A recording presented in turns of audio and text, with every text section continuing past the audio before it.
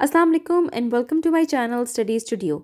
आज जो टॉपिक मैं आप लोग को एक्सप्लेन करूंगी वो है conversion of pyruvate into acetyl CoA. लेकिन इससे पहले कि हम इसकी डिटेल पे मूव ऑन करें, please do like and subscribe my channel so that you can get more videos. अब ग्लाइकोलिसिस के जैसे मैंने पहले बताया एंड प्रोडक्ट आपके पास पायरोवेट होता है, ठीक है। ये पायरोवेट जो है डायरेक्ट क्रैब साइकिल में या सिट्रिक एसिड साइकिल में एंटर नहीं हो सकता, ना ये आपके पास आप एनर्जी प्रोडक्शन करवा सकता है।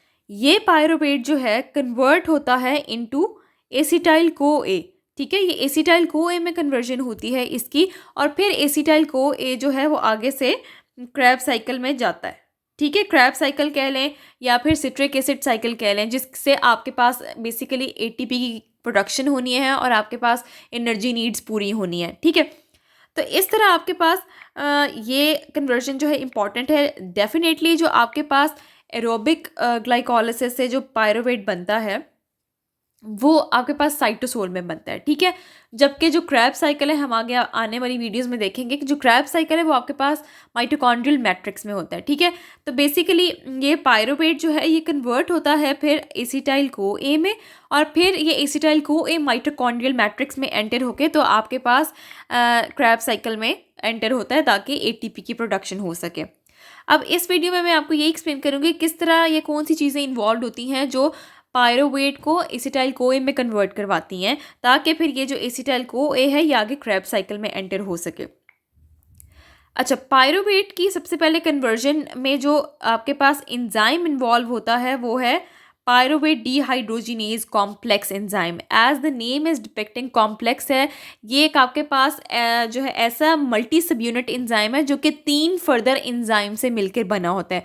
मल्टी सब यूनिट एंजाइम का मतलब ये है कि मल्टीपल एंजाइम से मिलकर बना हुआ है, ठीक है।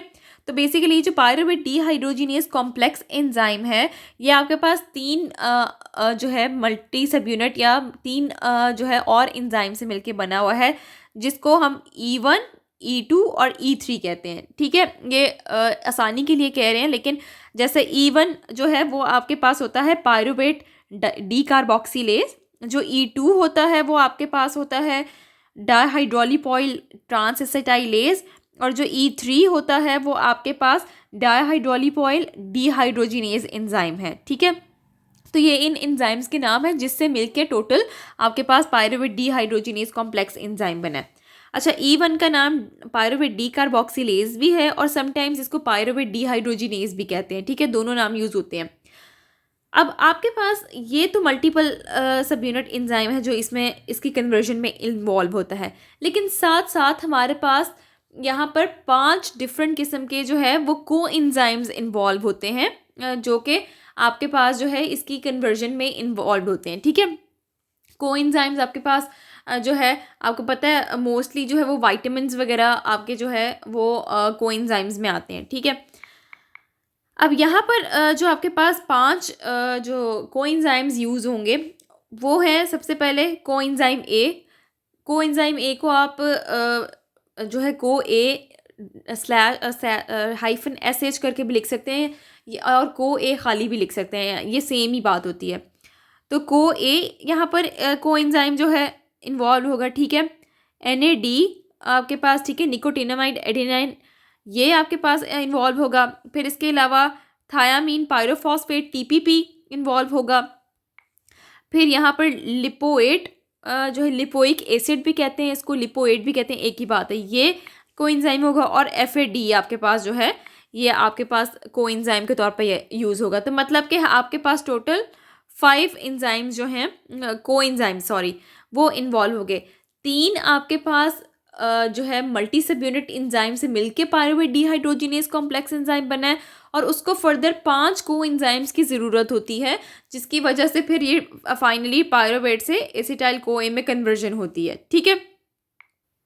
जब ये पायरोवेट जो है एसिटाइल को ए में कन्वर्ट होता है तो यहाँ पर साथ में आपके पास कार्बन डाइऑक्साइड की जो है ये प्रोडक्शन होती है। और बेसिकली यहाँ पर ये एक स्टेप में नहीं बेसिकली ये सारा प्रोसीजर होता है। बेसिकली इसको फर्दर 5 स्टेप्स रिक्वायर्ड होते हैं टोटल पायरोवेट को एसिटाइल को ए में कन्वर्ट होने के लिए, लेकिन ये समराइज फॉर्म में एक यहाँ पर आप इसमें भी डिपिक्ट किया, मैंने इसमें आपको डिपिक्ट किया ताकि जो है वो फर्दर 5 स्टेप्स में ना जाना पड़े, यहीं से सारा क्लियर हो जाए।